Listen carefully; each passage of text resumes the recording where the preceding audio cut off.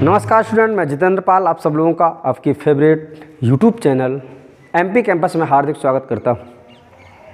आज का लेक्चर आपका डिस्काउंट पे आधारित रहेगा और फर्स्ट वीडियो डिस्काउंट पार्ट 1 के नाम से अपलोड कर दी गई है, जिसमें ये बताया गया है कि डिस्काउंट क्या होता है, छूट क्या होती है, छूट को किस पर ज्ञात करते हैं और छूट ज्ञात करने के बाद क्या प्राप्त होता है, और उसके साथ साथ एकल छूट का फार्मूला, एकल छूट से संबंधित क्वेश्चन भी उसमें कराए गए हैं।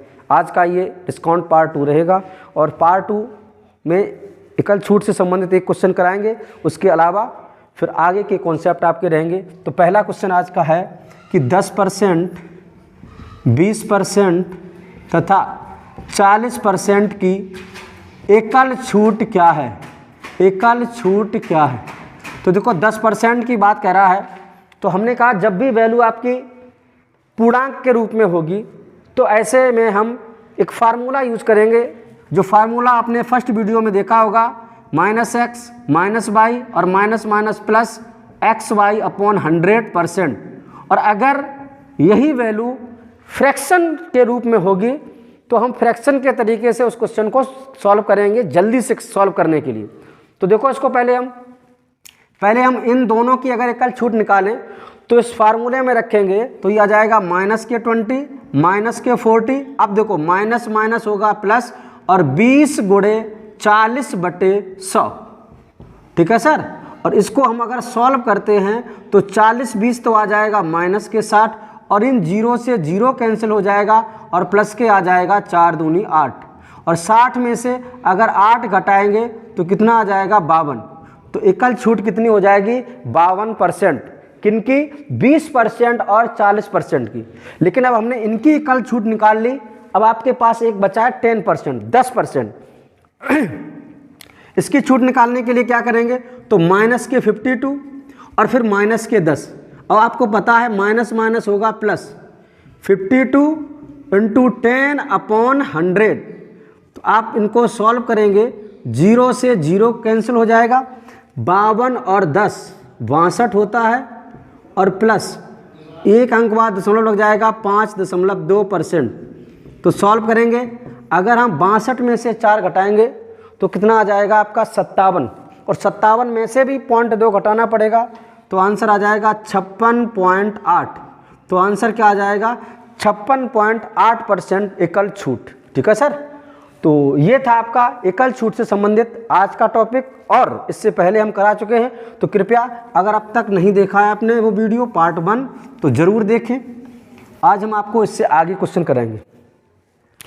तो देखो सर, एक फार्मूला होता है, क्वेश्चन लिखते हैं हम आपको। क्वेश्चन ये कह रहा है कि किसी वस्तु का अंकित मूल्य 80% है, किसी वस्तु का क्रय मूल्य अंकित मूल्य का 80% है। तो देखो क्रय मूल्य CP हो जाएगा, MP विक्रय मूल्य और SP विक्रय मूल्य और MP आपका आ जाएगा मार्क प्राइस, जिसे कहा जाएगा अंकित मूल्य। अब क्वेश्चन के आधार पर करा अंकित मूल्य जो है, क्रय मूल्य अंकित मूल्य का 80% है। जो क्रय मूल्य है अंकित मूल्य का 80% है। अगर सर अंकित मूल्य 100 रुपया है तो क्रय मूल्य 100 का 80% क्या हो जाएगा 80 है। अब कह रहा 12% का बट्टा देने के बाद व्यापारी का लाभ प्रतिशत ज्ञात करें। अब वो ये कह रहा है इस पर वो 12% का बट्टा देता है। अब ये देखो 100 की चीज़ है और बट्टा हमेशा अंकित मूल्य पर दिया जाता है। अगर 12%, 100 का 12% 12 रुपया उसने छोड़ दिए, तो अगर 12 छोड़े हैं, 100 में से 10 चला गया 90 और 90 में से 2 चला जाएगा, कितना आ जाएगा 88।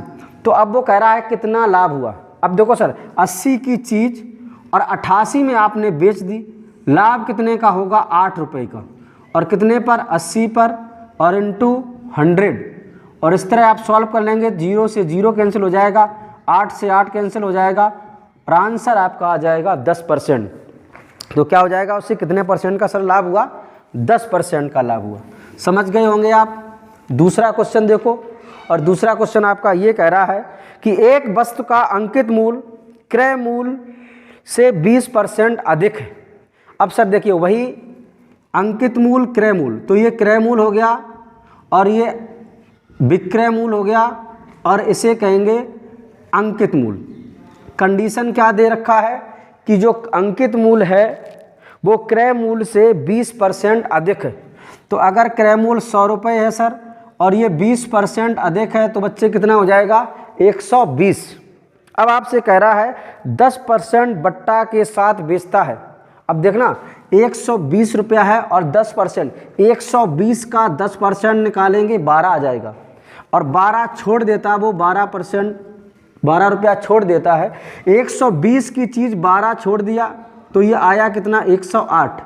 तो बताओ कितना लाभ होता है 8 रुपये का लाभ होता है और 8 रुपये का लाभ 100 पर, इसका मतलब 8% का लाभ होता है। तो उसे लाभ कितने का होगा 8% का, यानी ऑप्शन नंबर सी होगा।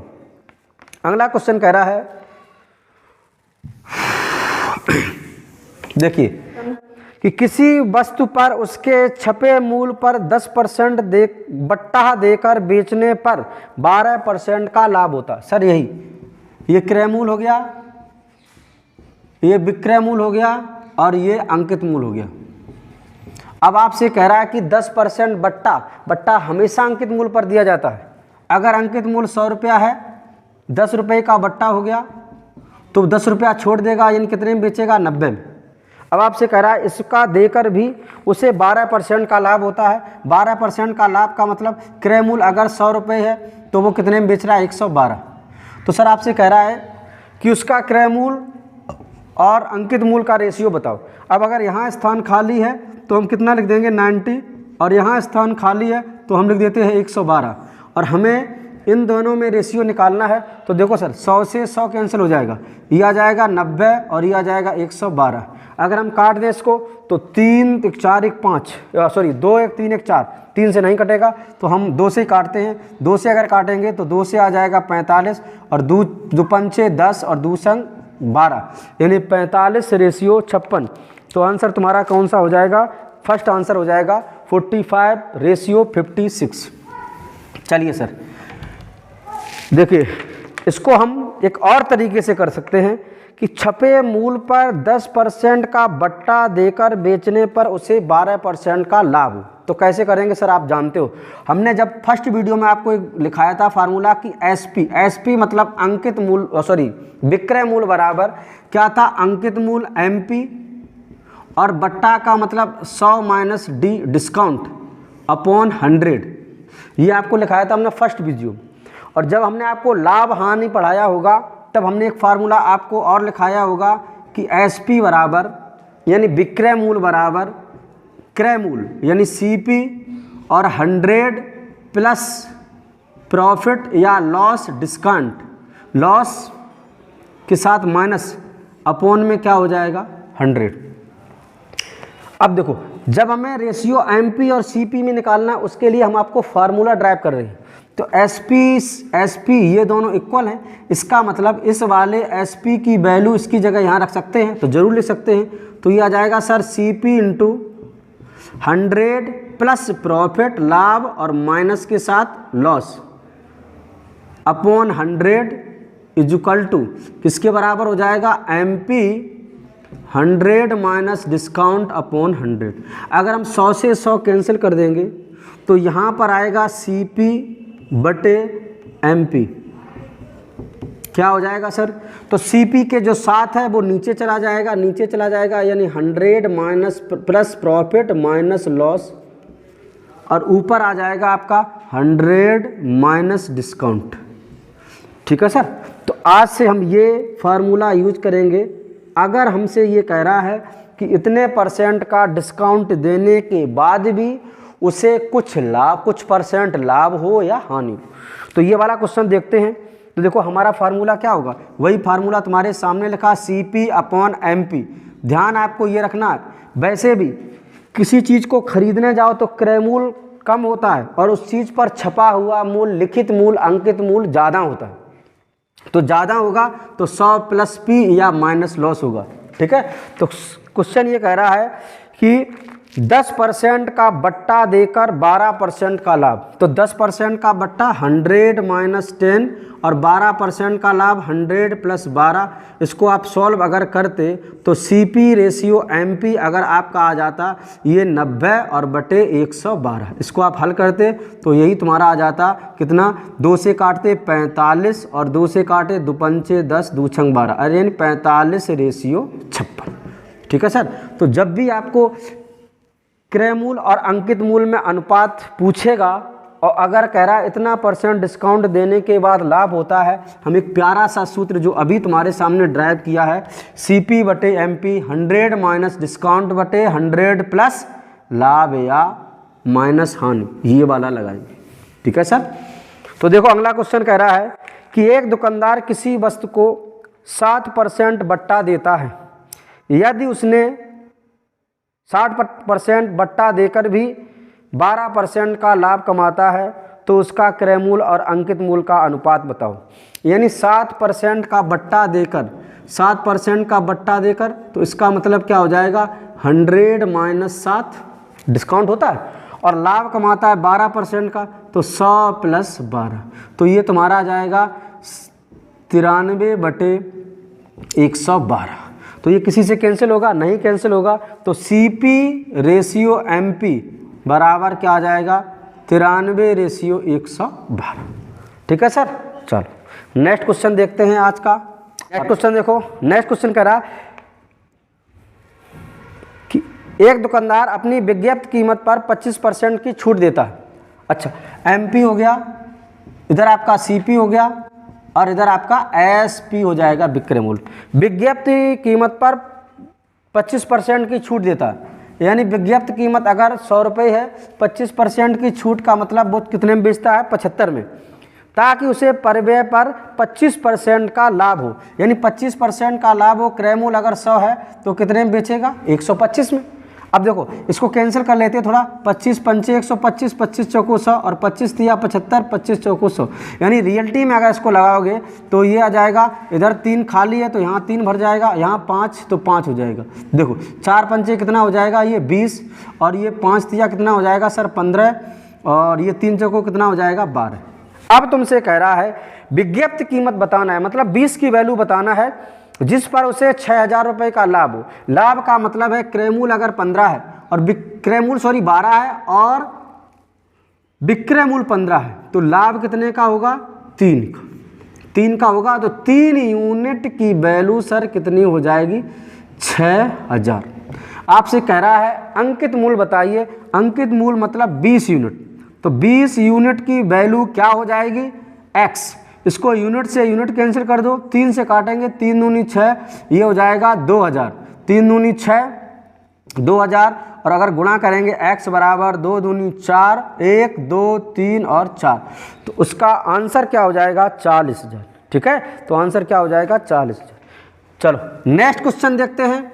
नेक्स्ट क्वेश्चन ये रहा आपकी स्क्रीन पर, करा कि कोई विक्रेता कोई वस्तु अंकित मूल्य से 5% कटौती पर बेचता है और अंकित मूल्य क्रय मूल्य से 12% अधिक है। तो देखो सर, क्रय मूल्य, अंकित मूल्य और ये तुम्हारा हो जाएगा विक्रय मूल्य। अब वो ये कह रहा है कि क्रय मूल्य अगर 100 रुपया है और अंकित मूल्य 12% अधिक है, तो ये कितना हो जाएगा, 112। अब वो कह रहा है इस पर 5% कटौती के साथ बेचता है। अगर 5% इसका निकालेंगे तो 112 है, और 112 का सर 5% अगर निकालोगे तो 500 कितना आ जाएगा, 60 आ जाएगा, 12 पंचे 60, तो 5 एकम 5, तो 0 से 0 कैंसिल हो जाएगा, मतलब 5.6 की वो क्या करता है, कटौती।